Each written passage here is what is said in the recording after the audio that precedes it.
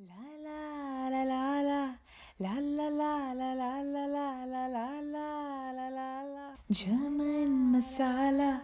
Sit back and listen to German masala. Sit back and listen to German masala. Welcome everyone to the 9th episode of our German Masala podcast. I'm your host Alex. And I'm your other host, Harbir. And we're back recording at my place actually today. Last time we had the pleasure to be at your place. Thanks again for hosting me. Sure, was my pleasure, and I'm very happy to be here today. We have a little bit different setup in case you're watching us on YouTube right now because, we wanted to try something different, right? Yeah, we have a very professional setup right now. I'm quite impressed, Alex.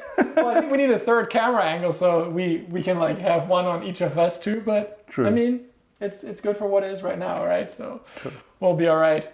Well, let's get started. And we usually start by talking about our last episode. And if we get any feedback, we'll talk about this now. So on our last episode, Harbir brought us a topic. Harbir, we talked about the death of traditional television, right? Exactly. We talked about Netflix, YouTube, all of that stuff. But before we talked about this, you had some feedback from one of your friends or colleagues saying this podcast is a little long sometimes. Yeah. But I talked to him again, and he was kind enough to send me a message, and he was like, it is not a criticism. It's just that, he's in a special situation where he doesn't have a lot of time. But he said we are doing a great job, and we should continue doing our podcast the way we are doing it. I said last time as well, we should keep it, organic, the way it comes, just Definitely. let it be, right? Definitely. Yeah. That is super nice from your friend saying that we should keep it as is. And actually, I received the same feedback. Someone else told me, I think your podcast is just fine. You're talking to each other, just keep it organic, keep it as long as you feel is needed. So Cool. So that was super nice. And also, regarding one of our previous episodes, just food, just really quick, one of my friends messaged me. He's a regular listener. Okay. And he was like, you talked about Bojangles, right? We did. And he was like, you don't really eat that food, right? Because he was like, the food is okay, but the drink, the sweet tea, he was like, but you don't drink the sweet tea, right? I'm like, no, I love the sweet tea. Yeah. And he was like, that's almost a solid. It has so much sugar in it. How can you even drink that? But you love sugar, right? I do. Well, I think it just makes humans happy. If you really think about it, sugar is one of these things, sugar and fat, those get you going, right? Definitely. They are as addictive as drugs as well, so sugar, so. They really are. Yeah. Well, anyhow, today we have a new topic for you. And in case you're a new listener, which we do from time to time get, hopefully at least on our podcast and on the YouTube channel and everywhere, you might not know how our podcast is set up. So how this works is we're two people, an Indian, well that's you, and a German. And we bring each other different topics every 2 weeks. So last time it was Harbir's turn. Obviously we talked about the death of traditional TV. And this time it is my turn. However, the other person never knows what we will be talking about. So today it is my honor and privilege to be talking to you about, and this is actually really funny because we kind of touched on this, debates. Oh. Yeah, but Wow. Okay, but hear me out. We're not going to go crazy. Okay. We could, the people may not know when this is recorded. So this is recorded 2 days after the, 1 day, 2 days? 2 days. It was yesterday night. For us, it was night, right? So- On morning. Yeah, it was 1.5 days ago. Okay, so 1.5 days ago, 1.5 days after the first presidential, is it called presidential debate? Or I think so. Presidential candidate debate? Yeah. Between the current sitting president, which is Donald Trump, obviously, and then the personally, hopefully, soon to be president, and ex-vice president Joe Biden. And again, this is not going to be about that specific debate. I actually want to touch on something different, which is somehow related to that, though. Because I didn't watch the whole thing, to be honest. I watched parts of it, and I was so, I don't know, sad and annoyed at some point. I was just like, I just don't want to talk. I didn't watch the whole thing either, but I just watched a few of the news shows where they told a little bit about how the debate went. It wasn't really a debate, to be honest. They were just shouting at each other and not letting each other talk, right? It was terrible. Even on the German TV, on the news show that I've mentioned here now a couple of times, they did feature the debate and just talked about how it went. And I thought it was interesting that it, I mean, obviously it was watched all around the world, and it's just sad to see that an opportunity like this is missed, especially for the American people. I mean, this is a core value of democracy, being able to have a, well, hopefully civilized debate. But again, this is not about the actual topics which were discussed in the debate, and it's only partially about how it went down, because after the debate, a lot of people started, putting out ideas like, hey, you know what? Mute the people who are not speaking.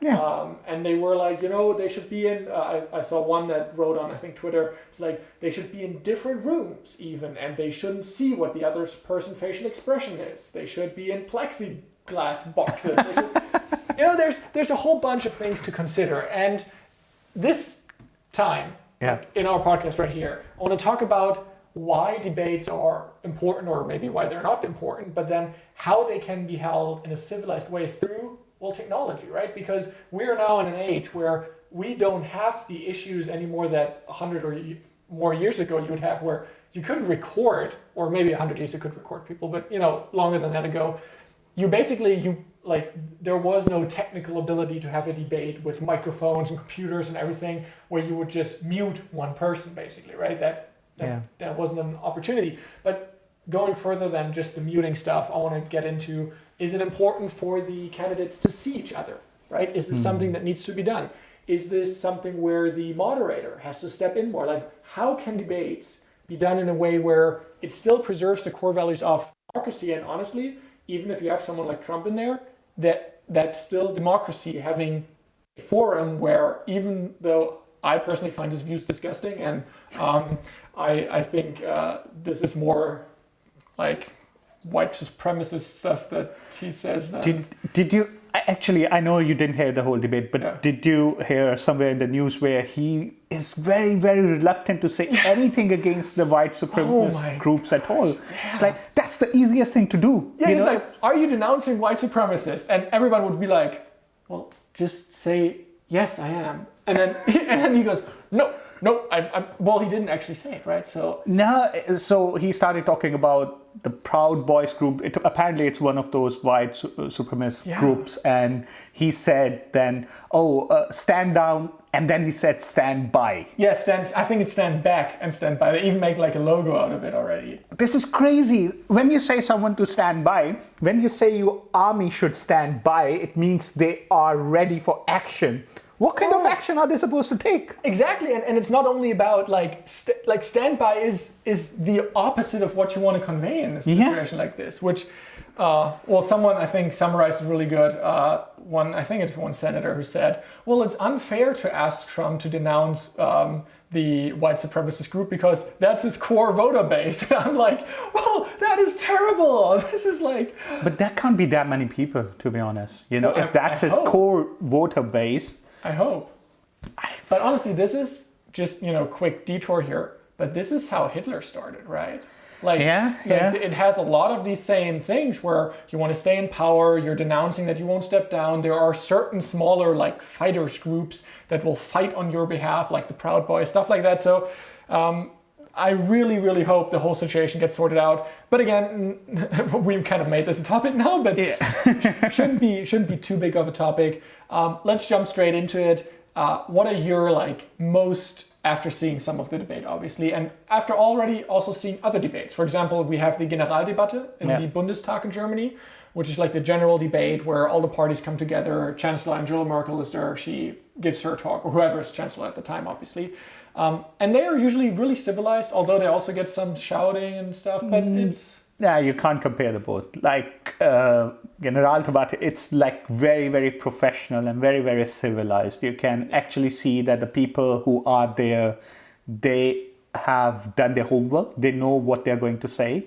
you know. And Yeah, they usually have like statements prepared and everything. Exactly, and they're respectful to each other most of the times, right? There is some shouting going on, but that's also part of democracy, right? You should be able to, you know, shout your opinion, and the other one should be able to take it as well. Yeah, and usually they're more shouting like to raise their voice in terms of making their statement, not shouting someone in the face and being like, you're stupid or something.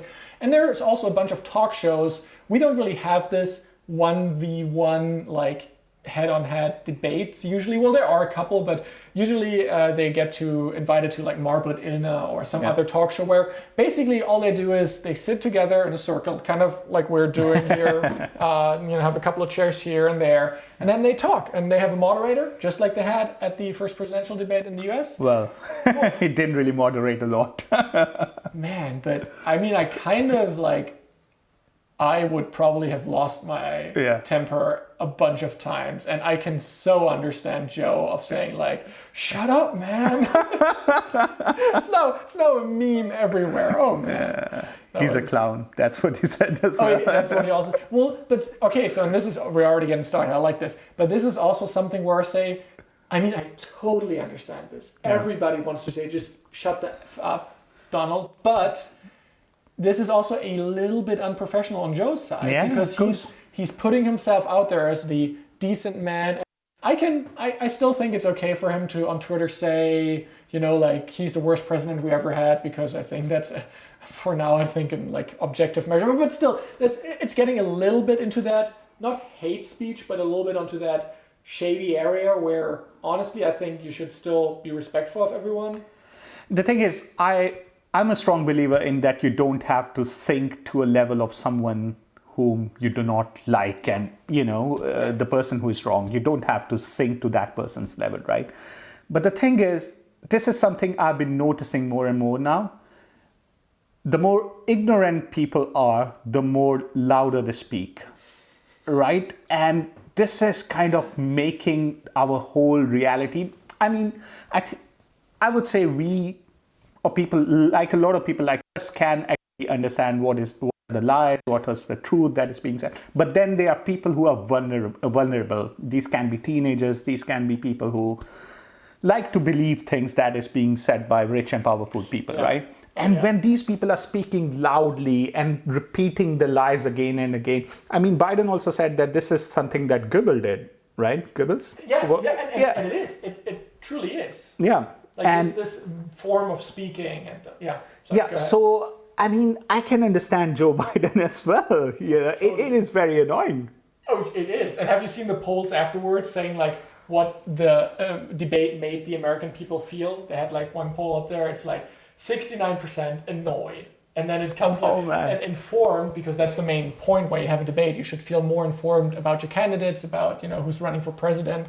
After you have the debate, only I think it was 17%. But it's like only 17% or something like this, which is a terrible testimonial to a presidential debate, because your main objective is to inform the people about what your policies are going to be. And honestly, there was none of that, really. I mean, barely anything. Well, apparently that was not his objective, at least. So yeah. All right. So let's actually jump back a couple of steps. We said stuff like muting the mic and other stuff should be maybe introduced to make debates fairer, and also just for the public, I think, more, not necessarily accessible, but more contextual, enriching, because there is no benefit whatsoever of someone like Trump shouting while Biden is giving his opinions or his facts, whatever like they are currently doing. Because that's their 2 minutes. They should be able to spend these 2 minutes however they want. And this is democracy. Again, if Trump wants to, express white supremacist views on there, although I highly condemn it, and I think that should be illegal, technically and this is always, the democracy kind of game you have to play, like, what do you allow and what do you not allow? So for example, in Germany, the NPD, the Nationalist Party of Germany, I think that's it, right? Nationalpartei Deutschlands? Yeah, I think so. Yeah. So that party is actually banned in Germany. Yes, since a couple of years now, right? right? Yeah, so that's actually, they've been proven to actively deteriorate democracy. So stuff like this isn't allowed anymore. And I hope everybody in the world learned their lesson that this shouldn't be allowed. So I think there's a fine line to walk between having a fully democratic system where everyone can express any view. But I think there should be certain ground rules that you should be able to touch. Yeah, agree. Absolutely. Yeah. But coming to the debate, to the actual debate, what do you think is something that we should implement there? So in terms of how we can make the debate better. Yeah, right? like everything from the setup to how it's, I don't know, presented, filmed, which people are present. I think a moderator plays a huge role. And so I don't know if you heard this, but Joe Rogan actually offered that he can have both of them. Way. Actually, he did that a week ago, I think. Really? He said, yeah, I can have both the people on my podcast and then, I can sort of moderate. And I think someone like him can do a brilliant job at this. Holy moly, yeah. He would freaking he is strong enough to actually express. First of all, he doesn't give any crap whatsoever. Care. Right. He would just be like, well, you just shut up now. You don't have to speak. Well, just mute him. Yeah, and the other thing with that format, with the podcast format, is that you do not have all these limitations, right? Where you say, okay, now you have talked for 2 minutes, now you can't talk anymore, right? So a podcast can go on for 4, 5, 6 hours, and then at that time, in that moment, you actually will know what people's views are, I think, right? So if you just have to talk for like an hour or half an hour, you can always prepare yourself very well, right? But if it is a longer podcast that does not have any defined end, right? As long as you have something to say, you can stay there. As long as it's interesting for the moderator and he thinks or she thinks it's interesting for the people later, it can keep going on, right? So I think this would make something. I mean, why can't these people take more time than just 1 hour, 90 minutes talking, right? I mean, but actually, I kind of disagree. Well, I agree that a podcast is a great format to have long story, form telling of stuff. And honestly, sometimes I love long podcasts. Some of like when Elon Musk was on Joe Rogan, I loved that. That was interesting. And I like to listen to the people who are on these podcasts talking for such a long time. So that's okay. But especially if you want to make something accessible for the general public, I think like having a couple hour podcast or something is maybe not the ideal format. And also, I think you still have to ensure that it's fairly distributed, like the talking time. Although I generally don't like fixed talk times on like stuff like we're doing here, like who cares? But when you have a debate, first of all, you said the moderator is really important. I completely agree. Yeah. But then you want to have you don't want to have one person just dominating the entire thing, which is, I think, then again, some form of job the moderator has to do, right? Yeah. I mean, yeah. The thing is, I think, so if it's a podcast format, right? If it's not like there aren't really like these 2 minutes, 3 minute slots sort of assigned to people. And I know it can be long for people. It can be boring as well sometimes, but you can always like edit it later. You can put the important stuff online later, which people can see. But right? Here's the deal. Once you start editing, people will be like, oh, they edited his part out, they edited this part out. So that's why I actually think something like this has to be unedited. It doesn't necessarily have to be live, I think. I feel like it doesn't add that much value to it. But what it definitely should never be is edited down, because you would have either side accusing the other side of maybe taking out of context or stuff like that. Yeah, hadn't thought about that. That's a very good point. But again, I think a good moderator can really, really play a huge role in keeping the debate civil and keeping the things to the point as well, right? The other thing, technology might be able to play a huge role as well. Good point, yeah.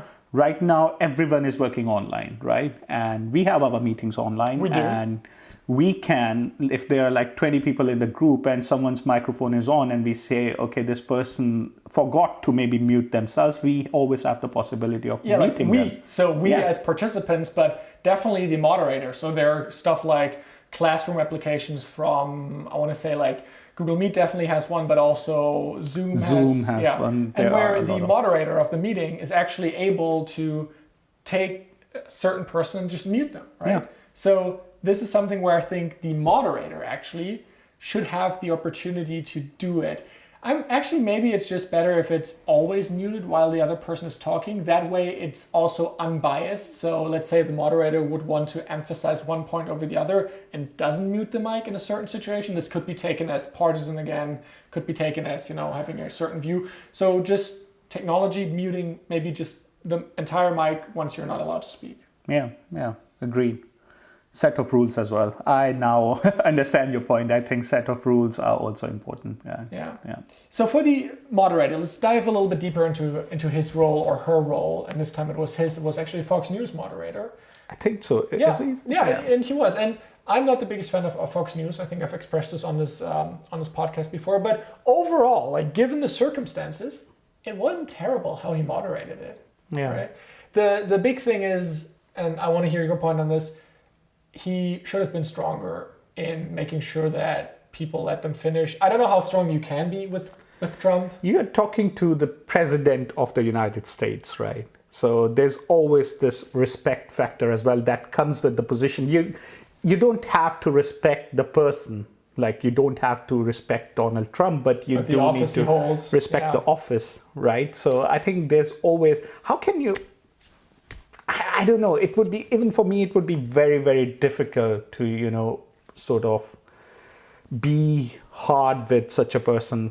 I mean, if I was talking to CEO of my company, right, and I was moderating a debate he was participating in, it would be difficult for me to say something as well, Yeah, I guess when you think about it that way, I agree. And that's probably where then technology comes in to take over that role of just muting whose turn it isn't. Just after 2 minutes, cutting off the mic. Just doing stuff like that where the moderator is lifted of these burdens. Yeah. And the moderator will have a chance to also fulfill his or her duty on actually asking relevant questions and hopefully asking follow-up questions on some of these topics. Yeah, agreed. All right, so that's the moderator and some of the technology aspect. One thing that was highly debated as well, fact checking.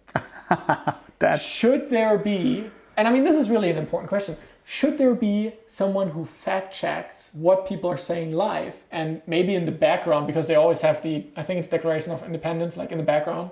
Maybe it should turn red if someone is talking BS, if someone is not telling the truth, because certain things like, let's say, the distance between the city of Hamburg and Berlin is not an opinion that you can form. It's like, if you're driving the shortest distance, it's 300 kilometers or something like that. I don't know the exact number, but that's what it is. Yeah. You can't argue around it. You can't be like, no, it's actually 100. No, it isn't. It might be. How can you say it's 300? You are hurting my feelings right now.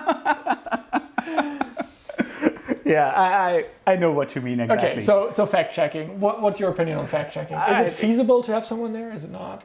It should be feasible these days with all the technology we have. We have search engines like Google where you can type in anything and you will get the results in a matter of seconds. Yes. I mean, I don't know what your next words were. You can create your own databases if you wanted to make things official, right? But you can't have everything in your databases already available. Sure. You don't know what a person like Trump is going to say next. He's unpredictable, right? So yeah. However, I want to say we should also be really mindful that if you just put something in a search engine like Bing, Google, Alta Vista. Is Alta Vista still around? DuckDuckGo is around. DuckDuckGo is definitely around. Anyway, if you put something in those search engines, you may not get perfect results. And this is something which I think, to be honest, a lot of older people don't get. Yeah. Not everything that's on the internet is just true just because it's surfaced by the Facebook algorithm or on a Google search result. Yeah. You still have to make sure those sources are reliable. But still, I generally agree. The big issue that I see is, with someone like Trump, he would probably argue, oh, this is still fake. You just pulled this up somewhere. And at some point, I can't believe I'm saying this, but at some point, it's just, you can't do anything. Yeah. But it is true. It's the fact. And you have someone there saying no, it isn't. And the same thing with cutting the microphone off, which I think still should be done. And I think they're discussing this right now. But let's say that Trump next time is they cut my microphone off earlier than Joe Biden's, and then his maybe his supporters will be like, yeah, they did this. They sped up the video and when he was talking, and they slowed it down for Joe so he has more time. Like, you will get these outrageous allegations no matter who you will put in charge. Yeah. Which I think is sad. Yeah. So I think we should be really aware of the situation right now. It should not become the new normal, right? No, so a person please. like, oh God, you no. know, this is not a normal person right now, like, you know, your standard politician that will sort of candidate usually. So I think if you put some measures in place, like having a fact check, it might not work with Donald Trump right now, but I'm pretty sure it'll work with the next time's candidates, right? Because not all the people are the same, and not everyone is going to say, oh, this is a lie, this is a lie. And, you know, we know, again, as I was saying, a certain minority is very, very loud, and unfortunately is like usually the most ignorant people, right? But this needs to change, right? It does. Yeah. It really does need to change, and this is a really good point that you brought up, because having all of the technology in the world is also maybe not the option, right? Usually you have people who hopefully have the best of the nation in their interest, right? And keep this up. And maybe, and this is also, let's jump maybe to the downside of this, maybe some of this would also restrict opportunities that may be missed or something, right? So is technology at a point where if we use stuff like muting the mic or even just, you know, enabling fact checking, could this hurt debates in a certain way? I'm just thinking out loud here. Let's say if someone, you know, makes a point and is off by a marginal amount, right? Let's say, I don't know, let's talk about COVID death, terrible, but let's say, you know, the US surpassed 200,000. Let's just pretend Joe had his numbers mixed up a little bit and said they are at 210,000, right? Yeah. Now, well, if you have fact checking, you should fact check that, because that's a hard fact. There is no that people, like, that person is still alive. Well, they're dead. They're right there. Okay, so that's a fact, right? You could fact check that. Let's say he was wrong and it was actually just 200,000. Now he was off by 5%. That's okay. It's still in the same ballpark. We all get this. However, a political opponent would easily be able to spin this into, well, look, he always estimates too high. He wants to make me look bad, even though it is, you know, just a tiny amount. But you would have to be fair and fact check everything. And even though if you're just off by a little bit, you would still have to be off, right? Yeah, but there's a difference between 5% and let's say 95%, right? So if someone just misquoted the facts and it's like just 5 or 10% more or less, you know, this was not a deliberate mistake, right? So it was something just happened, something you didn't realize, right? Well, yeah, but usually, I mean, a normal human being should be able to understand that this was not as bad as a lie when someone is saying that in March there were no coronavirus cases in the US, right?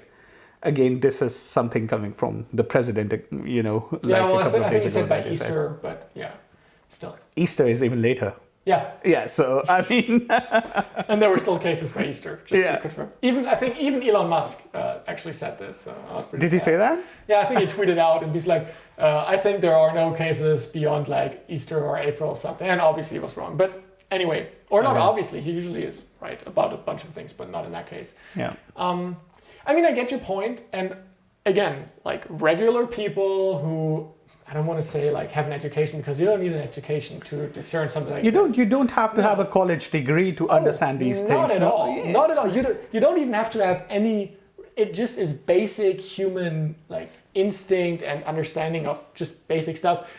But again, I get that you say like, well, what if someone is saying, you know, it's only 100,000 deaths and it's actually 200,000 deaths versus someone saying it's 210,000 deaths, but it's actually only 200,000. The difference is like 50% off or 100% off, like, you know, 100% plus than 200,000, or 5% off in the plus direction. That's a huge difference. And I would much rather have someone be really close and not exactly quoted right than someone be off. However, in the political game, I still think that you can spin this and people will people, because I've seen this before. I've seen people, unfortunately with Trump again, but I've seen people be like, well, but look at Joe, look at, I don't know, Hillary, look at whoever. They also did X. Yeah, and it's not, and they did this. Yes, they did this. It wasn't like completely out of the thin air, which sometimes it is, but it wasn't. But it was like, it was different. Like it was something about like emails or something, like on a private server, right? And then you know all the stories. But it's still, people will spin this and be like, especially supporters of him who are looking for straws to grasp on, be like, no, you are right, or no, but he did this too. Well, then after a debate like this, quote, well, Trump misquoted the coronavirus death by 100% or by 50%, saying there are 100,000 when there are actually 200,000. And then they will be like, yeah, but Joe also made a mistake. He had them too high, which makes President Trump look bad, which is exactly his agenda, right?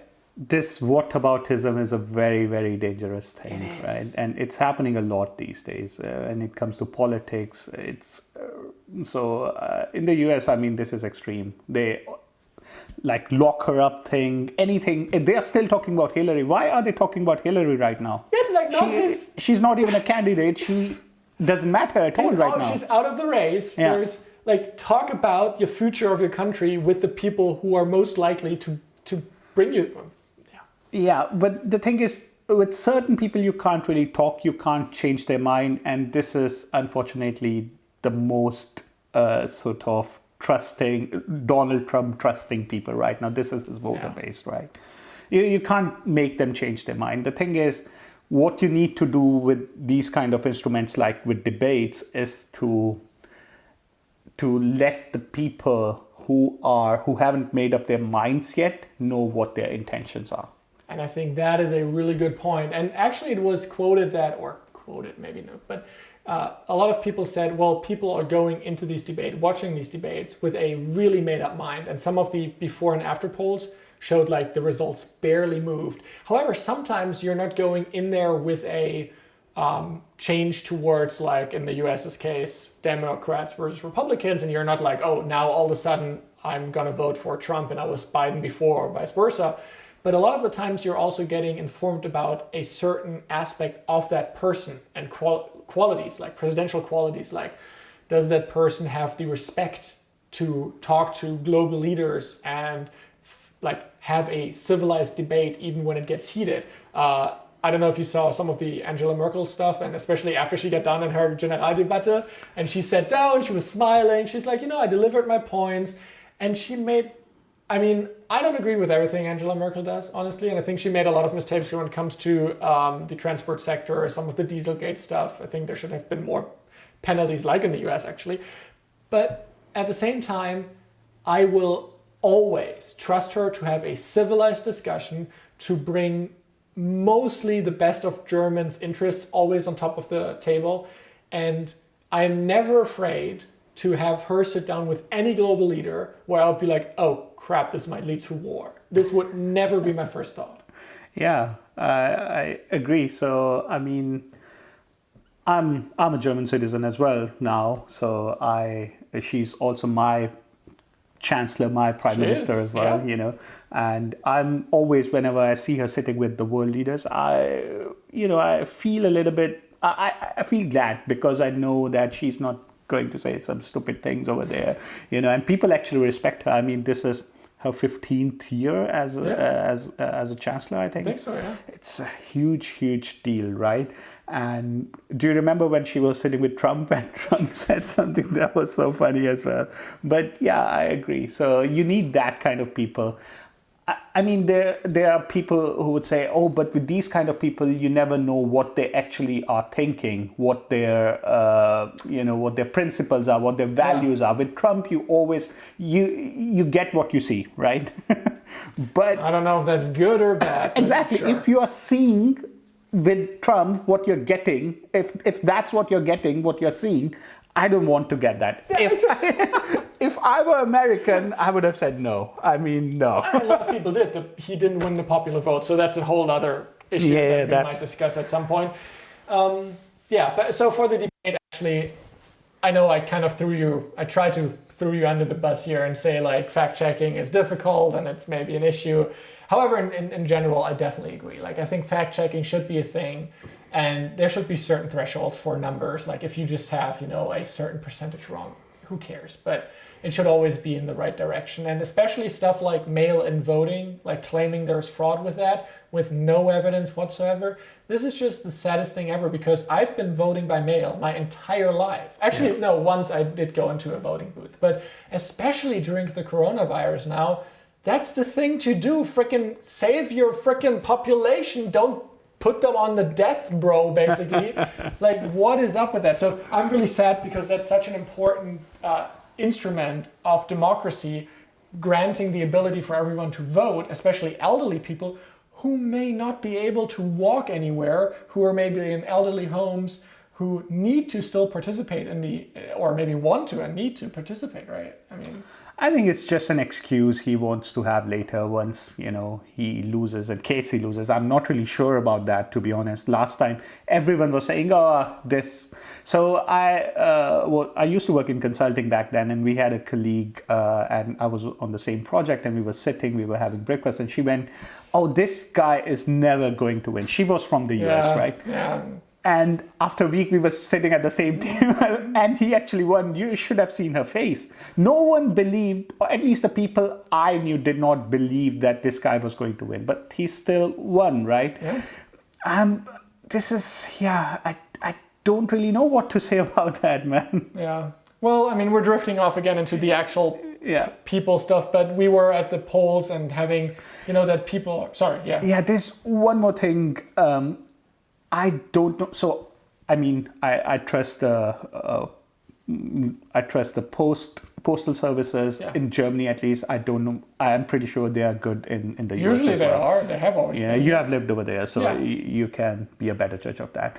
But why can't we make these things accessible via internet now? Yeah. Why especially countries like the US, which are technologically so advanced, right? Why can't they do that? Agreed, but also disagree. So firstly, I'm like, and actually if you would have asked me maybe 2 months ago, I'd be like, yep, that's the thing. We need to do that. Have it online. But the more I digged into this topic, the more it's also like, maybe we shouldn't. Okay. Because having it all online is actually the one place where no system is perfect. We work in a big IT company.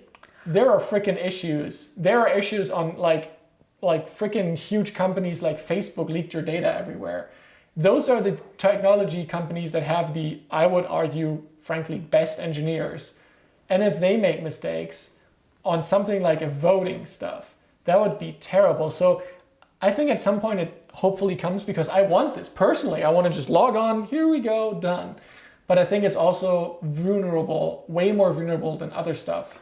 But the thing is, even the offline systems aren't really perfect. If you go somewhere and put your ballot in a box, right, something can always happen. There can be cheating over there as well, fraud over there as well. So I'm not really sure. I don't have any numbers right now, right? But I would be very interested in seeing, like, if you compare, of course, we don't have data for polling online, but to see something similar, like, when you open your trading account for your stocks, right? So you have to identify. You have to identify yourself as well, and how much fraud is going on over there. I would like to see similar things, similar data. Yeah, maybe that's an option for the future, and hopefully it is. Yeah. Coming back to the topic of debates. We now touched upon obviously having technology and they're muting certain people while they're not talking, having people actually finish on time, right? And then just cut them off after their time is done. We talked about moderators' role in there, asking questions, but also acting as a, hopefully party that can control these two in case of maybe Joe Rogan, where I would still argue, as you said, you might still have that difference in power where you would still not be able to fulfill that role to 100%, saying that we should have this being taken over by technology. We talked about fact-checking, having maybe fact-checking in there. Now I want to talk about the visuals of all of this, because you actually already indirectly touched on this. Oh, well, I guess Joe Rogan does do a video podcast. However, let's say we would cut out the video component, or at least cut out the video, kind of the visual between the two candidates. Because that's my hypothesis here, completely. That's just my, how I see it, right? Maybe a lot of this anger, a lot of this furiousness is also coming from facing each other directly. And I know this is a certain point that a debate wants to make, but maybe there's not much added or not much gained from having this. So what if you would actually have them in two different rooms, or if you know those sitcom sets, have basically, you know, the moderator sit a little bit away from the stage and then have a central divider wall and have one candidate here and one candidate here, because that would, maybe if you still keep the visual stuff for the audience, obviously still keeping it more interesting, sure. Because that would, on the one hand, allow people to really focus on one person and not having both of them in view, unless the camera wants them to be both in view. And it would help the candidates just not lose focus by someone rolling their eyes or shouting. Well, I guess shouting you would still hear, but, you know, looking at other stuff. What do you think? That could work. But again, how about having people who are civil enough candidating, right? Who are going to, I mean, this is not a, if you see, again, if you come to like the polling here in Germany, if you see how politicians behave over here, of course, they are not always very well behaved, but there's always a courtesy level for each other. If there are parties mostly, because some of the AfD stuff is also not and that's the point I was just about to make, you know, okay. Then there are some certain parties, but these are not the mainstream parties or not the mainstream politicians. Sure. And even with AfD, I mean, I don't agree with everything like these people have to say, but there are people who can articulate themselves really well in that party as well. Like, Hitler was a good speaker. So. No, yeah, not kidding. That's true, but yeah, you know, but it's difficult to say. I mean, you can put all these measures in place, but if the person who is debating is not going to respect the measures, it's not going to be very useful.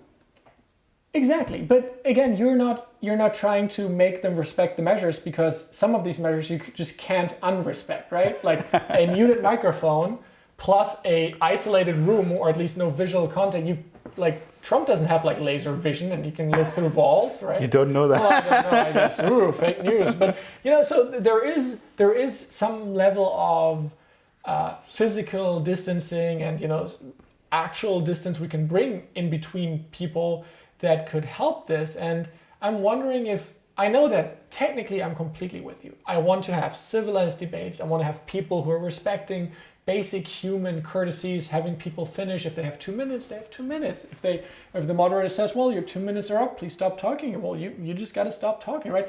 Like just basic stuff that even like kindergarten children learn, right? So yes, I hopefully always have politicians, at least that I can vote for, that are all respecting this, even though some of them may have views which I highly contest or even completely disagree with. But that's, again, then democracy, right? That's where we live. Yeah. But for the time being, shouldn't we explore some of these alternatives that would seem completely out of your mind to someone who has maybe never seen Trump's presidential campaigns and stuff like that? These could be really useful. I don't know what channel is going to, or who is going to be the moderator next time. Maybe I don't know. Yeah. We check, but yeah. Maybe they'll hear us and start using some of the things we just said. Well, maybe. I mean, we're out here for everyone to listen. We're on all the major podcast platforms, including like Apple Podcasts. I think we're on Amazon now, right? Amazon. Yes, I think we talked about Amazon. this last time. Yeah. We're on YouTube, obviously, where we upload actually video podcasts. So Spotify as well. Spotify, right? that's a good one. Yeah. Google Podcast, Apple Podcast, all of them. Podbean actually too. So yeah, if you haven't subscribed yet, please do. It's completely free, and it just means that you get notified when there's a new episode, and if depending on the app you use, also downloads automatically. So when you're out on the go, you don't. Well, I mean, you're usually not out on the go anymore, really that much. But when you're out on the go, when you're taking a walk, you don't have to use mobile data. But anyway, so I think a lot of these things on campaign and debate level should be implemented. Is there something like out of the box, like completely thinking out of the box, which you think could be helpful for this? Like no limits set, something that's as crazy as you can think, but maybe we can deduct some actual usefulness from there. Do you want to make them wrestle with each other? Okay, so a lot of people have suggested this. Yeah. And although I may not agree with the wrestling term, and the issue is this would put some sort of childishness into the game. Right? Exactly. But I'm going to say that having them compete in some form of physical activity, why not?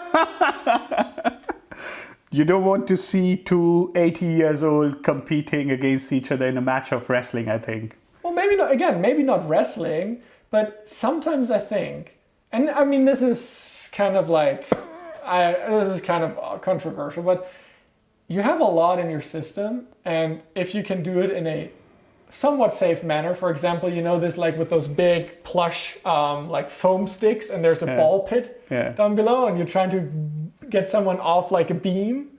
Oh, I know what you mean. Like with the fall pits, and then you're like fighting them, and then one person falls off the stick, right? That would be funny. I would definitely watch that. Yeah. Me too. And although it probably doesn't tell you much about the presidential like stuff in there, it would be really entertaining and stuff. Although I guess it's unfair if you have different body types in there and other stuff in there. So yeah, I hope The Rock, like Dwayne Johnson, candidates sometime, and then you have someone, you know, who is a bit elderly competing against him. That'd be an interesting match, right? No, it kind of would be. However, I have actually one that we can deduct from this. So you said, you know, wrestling, stuff like that. Maybe a little over the top. However, what about a more game show-like competition where it's not really about your ability to be physically active, but maybe your brain? Because Trump has bragged about, oh, I have the test and I'm really smart and person, camera, man, TV, blah, blah, blah. I have the best brain in the world. You have never seen such a good brain. And then even in the debate, did you catch that with smart? It's like, Joe, don't talk about smart. Don't talk about it. Actually, one thing I want to just put in here really quick, because this actually, apart from the white supremacist stuff, this is the one thing which I just hate Trump for. I don't even give any damn about any other things like he said, or I do still, but when he talked about Joe's son, one of them got killed, you know, and then one of them had a drug addiction. And although obviously I don't think drugs are good, right? I'm not be like, oh yeah, go on, take drugs. That's not who I am. But if you suffer from something and you get back on your feet, I want to have a father like Joe. Yeah, and the thing is, it shouldn't matter to him, to Trump, or to all the other people in the US what Biden's son is doing, right? If he used to take drugs. I honestly think it's the president, it's not you are electing, it's not his family, it's not a dictator, right? Well, but what did Trump do? He basically put his entire family on the staff. Yeah, because he's not an honest person. You elect an honest person. That's why you need to vote for the right person, right? Yes, but again, I think it should still be taken into consideration what people do. And actually, from what I personally see, I mean, this is completely my own opinion here, but what I see when I saw Joe, and I mean, looking into his history a little bit, what he has done and what he has suffered through with losing family members in a car crash, stuff like that, right? I see that he's a man who has gone through some of the traumatic experiences which millions of other people go through, which are hard to relate to for a lot of people, but which are more easily to relate to for him because he has gone through them. Yeah. Having a son who has then recovered and being able to stand in front of an entire nation, the entire world, looking into the camera and saying, I'm proud of you. I mean, this brings tears to my eyes. This makes me so happy to see that there is still some good in the world, because no matter what you think of Joe, if you don't agree with his politics or stuff, this is just basic human decency. Yeah. And coming after him for saying something like this is personally, to me, this actually matters even more than the white supremacy stuff, because this is the core qualities of humans that you can't really teach people. This is just something that if I would be in charge of HR at a big company, I would look for people who have qualities like being interested in stuff, being honest, being stuff like that. I don't care if they can actually do the job, because you can learn stuff. You can learn programming, you can learn engineering. That's all really unimportant to me at first. It's the people, right? I agree. I think a lot of the companies are trying to do that these days as well. So if you go to the big IT companies, as we were talking about them, like if you went to Facebook, I'm pretty sure they have their systems and measures in place which will test what kind of a person you are. Of course, they want to have smart people, but also people who are, who are nice, who are good human beings, who can work in teams as well. Stuff like that. Integrity. Yeah, right, yeah. That's the thing, right? But this is so crazy. For people, when you're going to give someone a job on which he or she is going to make like 100,000 or whatever, you look for integrity. And then you put someone in charge of a superpower who does not have any integrity. How does this make sense? Well, it's the democratic process. And to be fair, I think some people were fed up with a couple of things in the US at the point, and even, Obama wasn't perfect. He had his shortcomings. And maybe this is something that I think in Germany it's called what is it called? Like if you just vote against something, there was a term. Germany has a term for everything. There was a term for this. I don't really remember, but it's just like an anti-vote. You're like, I didn't like this, and that's why I'm voting for the out dog party, like the one that nobody thinks will win. I mean, that's how Alternative für Deutschland started, right? Exactly. They said, we are the alternative. You are sick of all the other parties that are there. Vote for us. Exactly, which is terrible. And sometimes I think it's a political instrument used to get the traditional parties back on their main road, being like, you know what? If you don't make better politics, I'm just going to vote for this stupid party out there. You see. And then that party gets voted. It's like, oh, crap, we really need to change something. And hopefully this in turn leads to, again, better politics, right? Yeah. I know. Integrity, really important. However, we were at the point where we talked about, formats of how we could improve or maybe alter a debate format. And you said wrestling. Again, wrestling may be a little harsh, but yeah. But just joking. But let's keep that format, right? You want to learn about the people, a little bit about their personalities and how they would react to certain situations. And you want to know if they're capable of basic human tasks, maybe basic knowledge they would have. So I propose something like, in Germany, it's called Schlag den Raab. A game show. Yes, make it a little bit like a game show. I'm, again, not talking about physical activities here, because honestly, that's not really what a president should be doing although I think a president is a role model, and if you have an obese president, I don't know if Trump counts as obese, but he's pretty fat. I mean, he is. There's just no other way of putting it. He eats freaking unhealthy and he's fat. He would say he's the most healthy person you've ever met. I'm sure his daughter says the same thing. No, but, again, I don't really care if people are, have a little bit more weight and are governing. Some in Germany do, who's that? The one? Is he the vice chancellor? What's his name? Yeah, Olaf Scholz. No, Olaf Scholz. He definitely doesn't have. Anyway, like a minister for something else. Yeah. It doesn't matter. That's, fine, but their intellect. Yeah. Have shows where they are basically doing Who Wants to Be a Millionaire type questions. Not on that super high level, but seriously have A, B, C, D, E or A, B, C, D as answer choices. They have a little touch screen, they touch the answer. You can see what both people answered and then the right answer is shown. Make this entertaining. When I do meetings nowadays, because we have, the Corona times and everybody's at home, how do you make a meeting interesting? Get some active participation, right? Yeah. So what do? You do a fun quiz, right? Yeah. Where you have a couple of questions, and sometimes they're not even job related. You just want to have people have fun, and then you have little prizes for whoever wins. Obviously, in a debate, whoever wins gets the bragging rights, first of all, and is probably better off for a poll or something like this. It makes your day as well if you win. but this could be super interesting, especially since Trump, in his case, he claims a lot of things about knowing the Declaration of Independence, knowing all the rights, knowing it, and you could have those games are basically online. You could have certain excerpts of the Declaration of Independence or something in there, is this in the Declaration of Independence or not? You're free to bear arms, but also your freedom to speak and stuff like this. This would be so funny. This would be so funny. Do you remember the time someone asked for his favorite Bible verse? Because he was saying, he's sort of he's a Republican Party. He was Republican Party candidate back then, and of course he was saying, "Oh, I'm very religious, I'm very pious, and everything." And someone went, "Okay, what is your favorite Bible verse?" He didn't know. He was like, "Yeah, I love all of them. I love all." It's not fair to choose one right now. There's so many, and he never ended up saying any verse at all. No. Well, to be fair, I don't think I could. I could name one right now. Could you name one from? Well, you're not Christian. You have a different denomination, but still. I mean, no.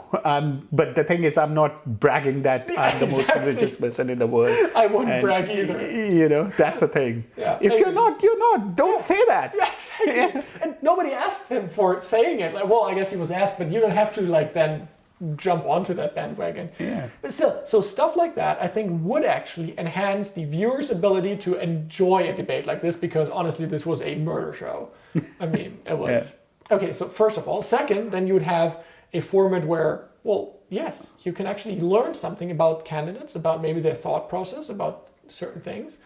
And although there will still be claims of this was unfair here, this was unfair there, the answers, blah, blah, blah, blah, blah.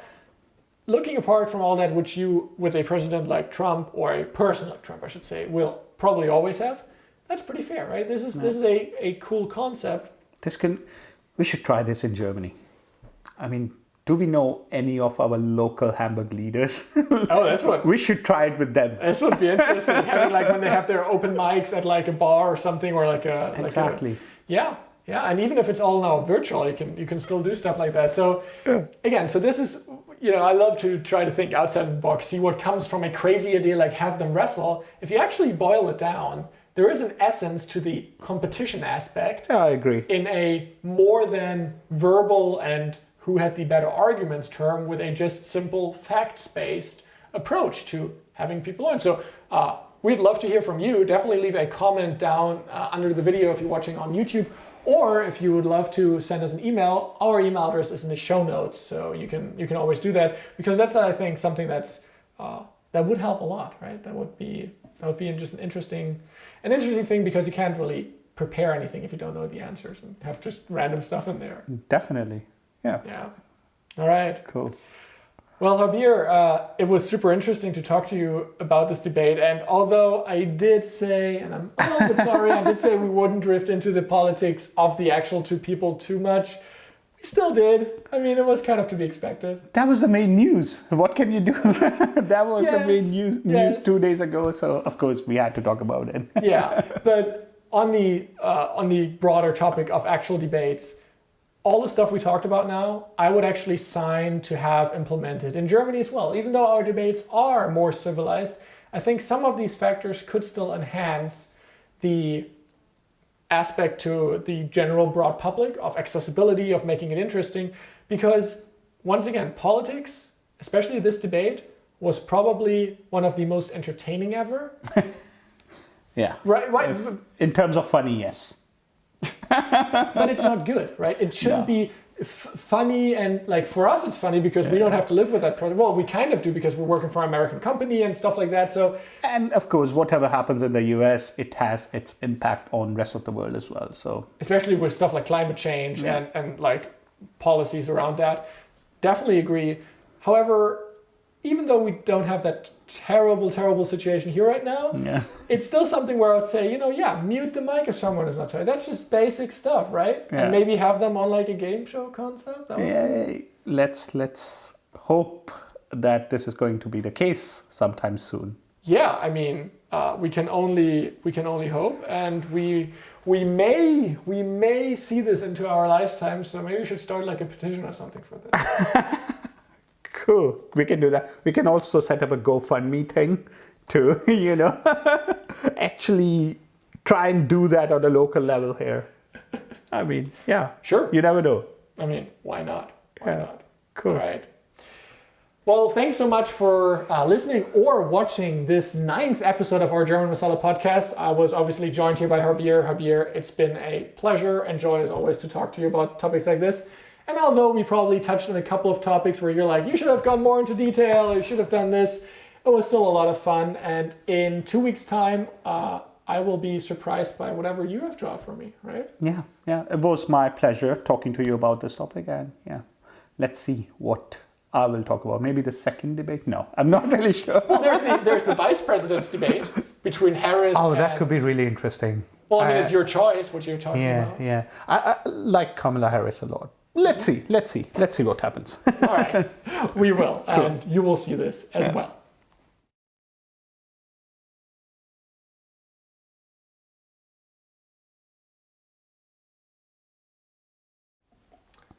German Masala is a podcast under the Alex Universe, basically brand. It's not quite a brand yet, maybe I'll make it into one at some point, which is currently this podcast hosted by Harbier and myself, and a YouTube channel called Alex Universe, where I talk about electric cars. You might have seen me, if you watch this on YouTube, wearing my Tesla Cybertruck shirt.